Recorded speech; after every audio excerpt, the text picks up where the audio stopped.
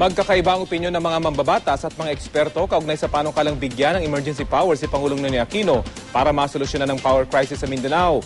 Tila na uulit ang pinagdaanan ng mga taga Mindanao noong Marso 2010 kung kailan nagdeklara ang Arroyo Administration ng State of Calamity sa Mindanao dahil sa krisis sa kuryente.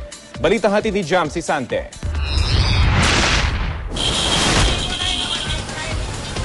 Nag-uumpisa ng umaray ang mga maliliit na negosyante at mga manggagawa sa South Cotabato sa patuloy na brownout sa kanilang lugar. Si Mang Noel Tisora, isang basyador o naghahasa ng mga kutsilyo at iba pang kagamitan, maswerte na raw ang 200 pisong kita niya kada araw.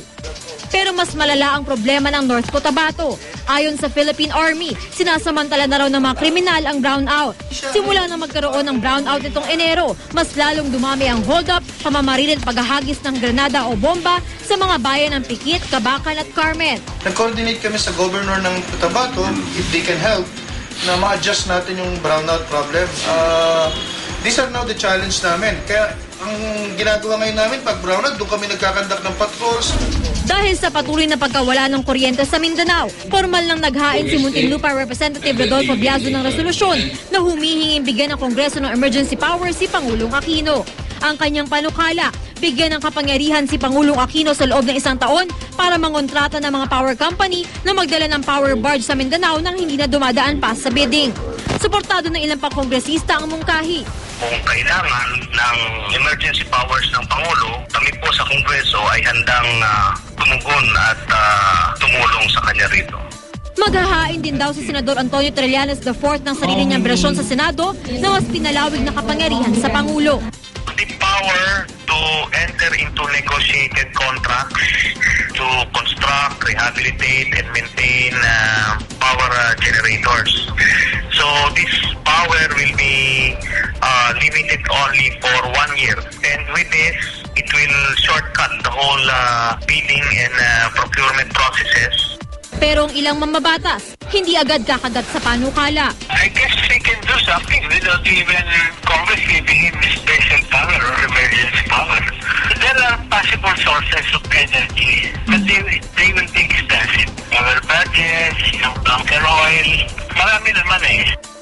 Babala rin ni Senador Sergio Osmeña na co-chairman ng Joint Congressional Power Commission. Tataas ng bahagya ang presyo ng kuryente kung gagamit ng power barges. The people of Mindanao have to accept that they will have to face higher rates, a little bit higher by about 50 centavos.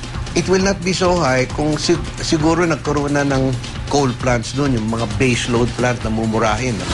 Ayon sa isang profesor sa UP National College of Public Administration and Governance o UP-NCPAG, sakaling bigyan nga ng Kongreso ng emergency powers ng Pangulo, kailangan daw mag-ingat na huwag maulit ang nangyari noong Administrasyong Ramos. Nang bigyan kasi ng emergency powers si dating Pangulong Fidel V. Ramos, pumasok ang gobyerno sa mga kontrata sa maraming independent power producers at ginarantiya ang pagbayad sa mga ito kahit sobra-sobra na ang supply. Dapat matuto tayo do sa pagkukulang noon.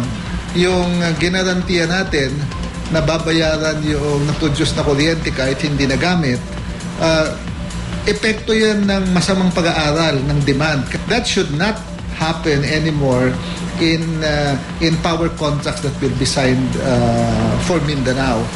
Sa April 19, magsasagawa daw ng pagdinig ang Senate Committee on Energy tungkol sa power crisis sa Mindanao. Hindi ba makapagbigay ng pahayag ng suporta ng Malacanang sa mga panukalang batas na bigyan ng emergency power ang Pangulo? Jam Sante, GMA News.